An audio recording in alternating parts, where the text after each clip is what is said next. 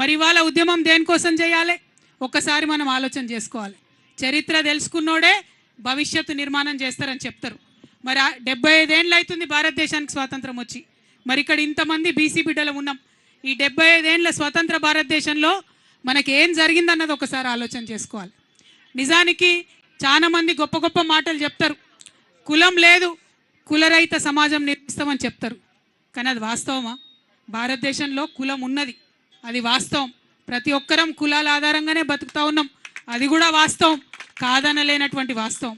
అయితే భారతదేశ రాజ్యాంగం రాసినటువంటి పెద్ద మనుషులందరూ కూడా కులం వాస్తవం కాబట్టే కులం ఆధారంగా కొన్ని రక్షణలు కల్పించినారు. చాలా సంతోషకరం. ఎస్సీలలో ఉన్న కులాలకు, ఎస్టీలలో ఉన్న కులాలకు భారతదేశ రాజ్యాంగంలో కొన్ని రక్షణలు కల్పించినారు. నిజంగా ఆ బాబాసాహెబ్ అంబేద్కర్కు భారతదేశ ప్రజలందరూ కూడా చేతులెత్తి మొక్కాలి. లేకపోతే ఎస్సీ ఎస్టీలకు ఇంతవరకు కూడా ఎటువంటి ఫలాలు కూడా దక్కకపోతుండే.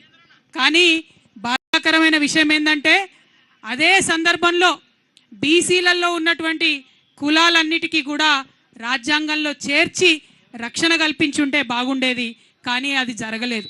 మరి అది జరిగి ఉంటే ఇవాళ నేను బలంగా చెప్తా ఉన్నా, మన బీసీల సంఖ్యాబలంతో నేను చెప్తా ఉన్నా, ఆనాడే రాజ్యాంగంలో బీసీలకు రక్షణ దొరికి ఉంటే ఇవాళ భారతదేశం అభివృద్ధిలో అమెరికాను దాటేసి ఉండేది అనేటటువంటి విషయాన్ని మనం ఈ సందర్భంగా చెప్పుకోవాల్సినటువంటి అవసరం ఉంది. కానీ జరగలేదు. జరగకపోగా తర్వాత ఉన్నటువంటి ప్రభుత్వాలు ఎంతోమంది ఉద్యమాలు చేస్తే 1953లో నెహ్రూ గారు ఆనాడు ప్రధానమంత్రి ఉన్నప్పుడు మొట్టమొదటిసారి బీసీల మీద అధ్యయనం చేయడానికి కాకా కాలేల్కర్ కమిషన్ అని చెప్పి వేయడం జరిగింది. పాపం ఆయన పెద్ద మనిషి, మంచిగా చదివిండు, పరిస్థితులు అధ్యయనం చేసిండు, భారతదేశం అంతా తిరిగిండు, 2 ఏళ్లలో రిపోర్ట్ ఇచ్చిండు.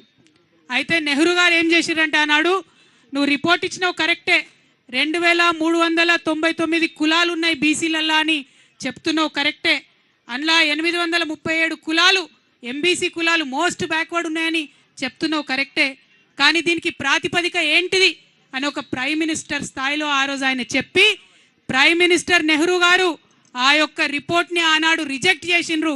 ఇది చరిత్ర కాదనలేనటువంటి వాస్తవం అని ఈ సందర్భంగా మనందరం కూడా గుర్తు చేసుకోవాలి. మరి ఇక్కడ ఒక ప్రశ్న నేను కాంగ్రెస్ వాళ్ళని అడుగుతా ఉన్నా.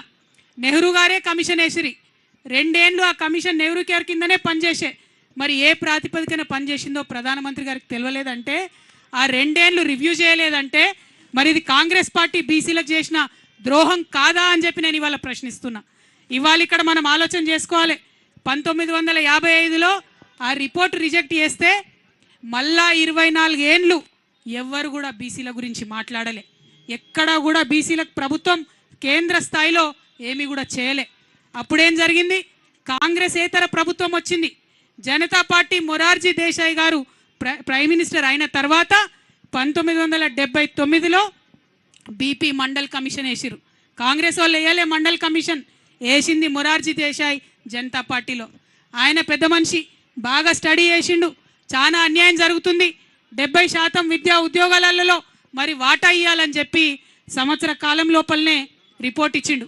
కానీ అంతలోపు ఏమైంది? జనతా పార్టీ పోయింది, ఇందిరమ్మ రాజ్యం వచ్చింది. ఇందిరమ్మ రాజ్యంలో ఏం జరిగింది? గొప్పగా చెప్తున్నారు ఇవాళ.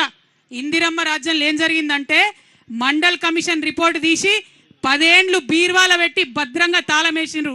తప్పితే ఇందిరమ్మ రాజ్యంలో బీసీలకు న్యాయం జరగలే.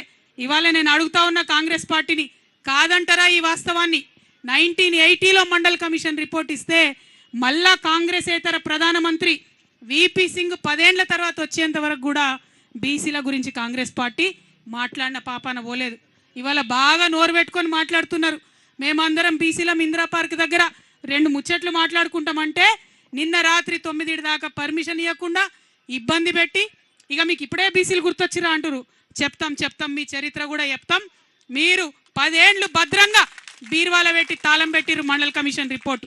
మళ్ళా కాంగ్రెస్ ఏతర ప్రధానమంత్రి వచ్చినప్పుడే, విపి సింగ్ గారు వచ్చినప్పుడే దానికి న్యాయం జరిగింది. ఆయన అమలు చేసిండు పాపం మండల్ కమిషన్ రిపోర్ట్ని. అమలు చేస్తే ఇక గొప్పగా మాట్లాడే భారతీయ జనతా పార్టీ నాయకులు విపి సింగ్ గారికి ఆనాడు సపోర్ట్ విత్డ్రా చేసుకున్నారు. ఆయన ప్రభుత్వాన్ని కూలగొట్టిండ్రు. సంకీర్ణ ప్రభుత్వం ఉండే, బీజేపీతో కలిసిన ప్రభుత్వం ఉండే, బీసీల కోసం మంచిగా చేసినటువంటి వ్యక్తి ప్రధానమంత్రిగా ఉండడానికి లేదని బీజేపీ ఆనాడు సపోర్ట్ వాపస్ చేసుకున్నది. ఇది కాదా, ఇది తప్ప బీజేపీ నాయకులు ఇవాళ ఆన్సర్ చేయాలి. ఆనాడు మరి కాంగ్రెస్ వాళ్ళకు కూడా ఉండే ఎంపీలు, కానీ వీపీ సింగ్కి సపోర్ట్ చేయలేదు. మొత్తానికి ఆయన ప్రభుత్వాన్ని ఊలగొట్టిండ్రు. తర్వాత కేసుల మీద కేసులు వేసిండ్రు. 1993లో 27% కేవలం ఉద్యోగాలలో మాత్రమే బీసీలకు రిజర్వేషన్ వచ్చింది. కేవలం ఉద్యోగాలలో మాత్రమే. మళ్ళీ 2006 దాకా అంటే ఇంకొక 13 ఏండ్లు విద్యలో మనకు రాలేదు రిజర్వేషన్.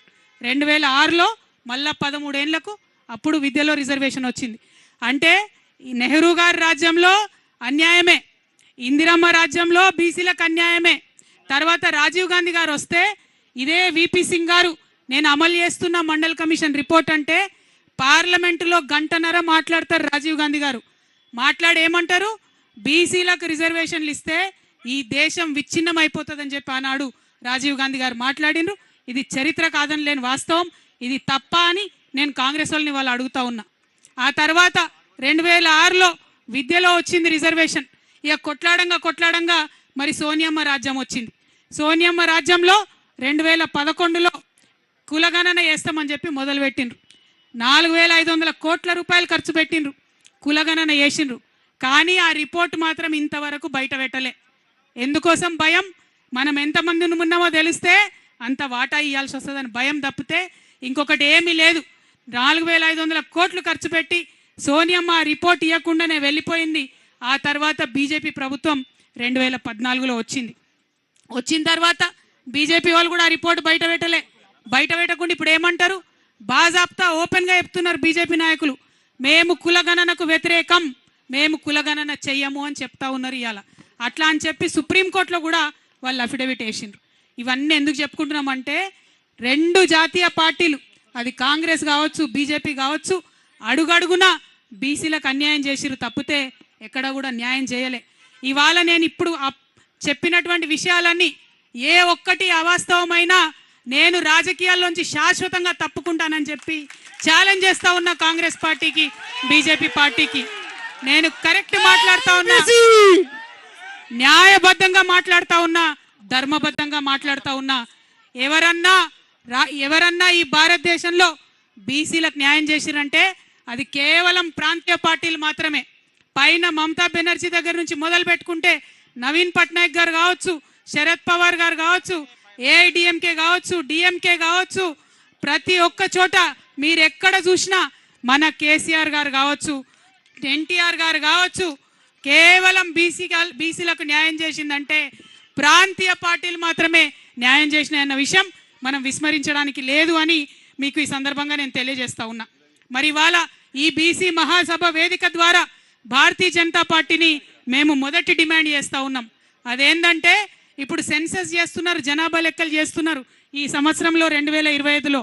తప్పకుండా దాంట్లో కులగణన చేయవలసిందిగా భారతీయ జనతా పార్టీని నేను డిమాండ్ చేస్తూ ఉన్నా.